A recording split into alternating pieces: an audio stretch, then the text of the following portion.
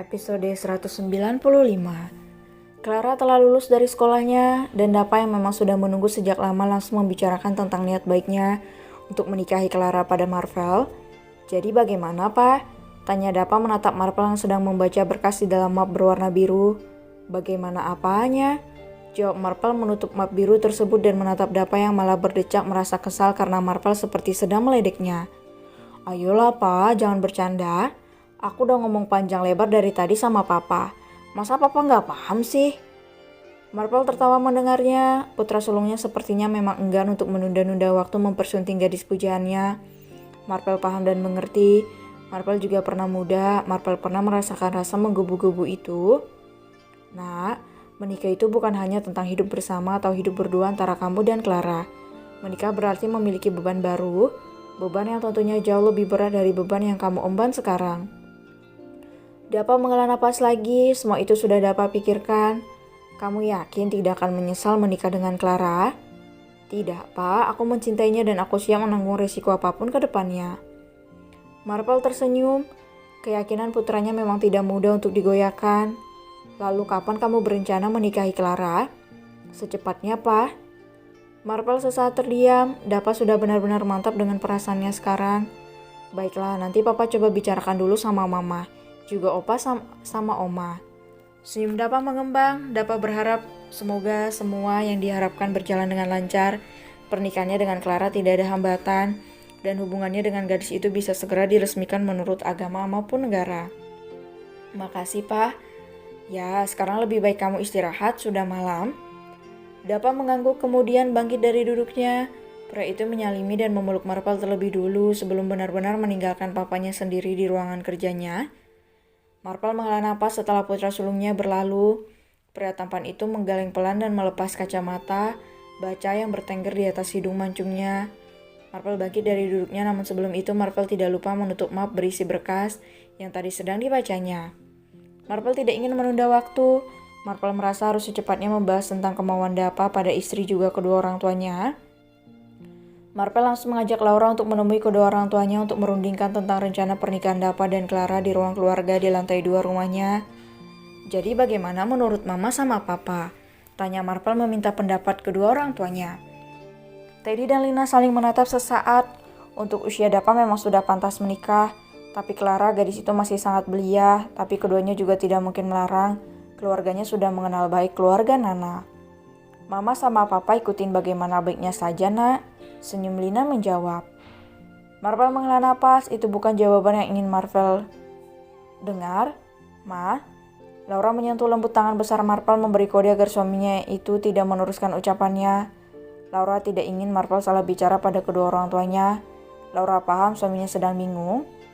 Tapi Nak, bagaimana kalau kita nikahkan mereka bertiga secara bersamaan saja? Marvel mengernyit. Maksud Papa?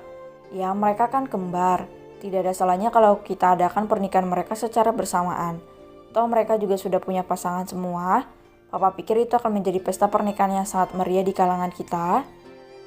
Marvel terdiam. Pria itu menoleh menatap Laura yang sedari tadi memang hanya mendengarkan obrolan dengan Teddy dan Lina. Aku rasa itu bukan hal buruk, katanya tersenyum manis. Tapi, Mama setuju dengan ide Papa. Setelah Lina tersenyum lebar. Marvel kembali diam. Pria itu memikirkan apa yang dikatakan oleh kedua orang tuanya juga istri tercintanya. Menikahkan ketiganya secara bersamaan memang bukan hal yang buruk, tapi trio kembarnya belum tentu mau dan setuju dengan ide yang dilontarkan oleh Teddy. Kita bicarakan lagi besok dan mereka langsung. Bagaimana? Marvel kembali menatap Lina yang tampak sangat semangat. Wanita itu sepertinya sangat setuju dengan ide yang tadi diberikan. Bagaimana suamiku? Kali ini Laura yang bertanya. Wanita itu sama sekali tidak mengatakan apapun selain bertanya dan mendukung ide Teddy. Padahal Marvel sedang sangat membutuhkan saran darinya. Marvel menghela napas kemudian mengangguk pelan. Baiklah, kita coba bicarakan dengan mereka besok pagi, katanya. Setelah pembicaraan itu selesai, Teddy dan Lina juga Marvel dan Laura masuk ke dalam kamar mereka masing-masing.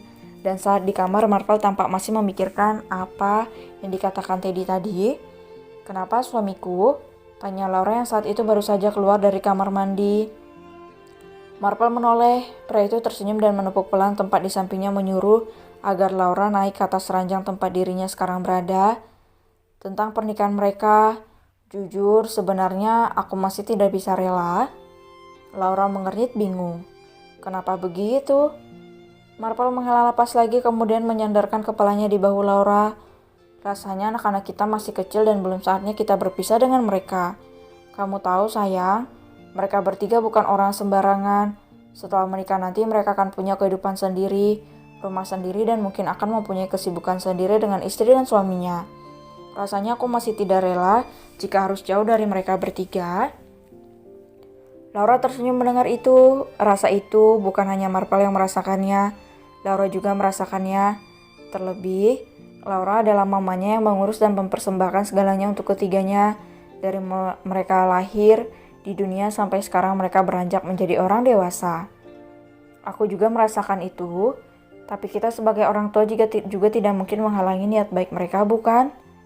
Marvel tersenyum tipis. Ya, kamu benar. Laura meraih tangan besar Marvel dan menggenggamnya lembut. Laura memiringkan kepalanya menempelkan pada kepala Marvel yang bersandar di bahunya. Aku merasakan hal itu bukan hanya saat ini. Saat mereka mulai masuk ke taman kanak-kanak pun aku merasakannya. Aku ingin mereka selalu berada dalam pengawasanku. Aku ingin selalu menjadi orang yang sangat mereka butuhkan. Rasanya sangat berat membayangkan mereka akan bertanya ini itu dan meminta tolong itu pada orang lain. Tapi aku sadar semua itu memang pasti akan terjadi. Mereka akan tumbuh dewasa dan memiliki kehidupan sendiri. Mereka akan punya beban sendiri. Dan mereka juga akan menjadi seperti kita sekarang. Mereka akan menjadi mama dan papa. Dan kita akan menjadi oma dan opa. Lucu ya, rasanya waktu begitu cepat berlalu padahal rasanya baru kemarin aku melahirkan mereka. Marvel tertawa mendengar penuturan panjang lebar istrinya. Semua yang Laura katakan memang benar. Trio kembarnya tidak akan terus-terusan bergantung padanya dan Laura. Mereka akan punya kehidupan sendiri. Tapi aku yakin kok anak-anakku adalah anak yang baik. Mereka tidak akan melupakan kita. Mereka akan terus memikirkan kita. Aku yakin itu. Laura tersenyum, keyakinannya sangat kuat bahwa trio kembarnya tidak akan begitu saja melupakannya dan Marvel. Itu sudah pasti.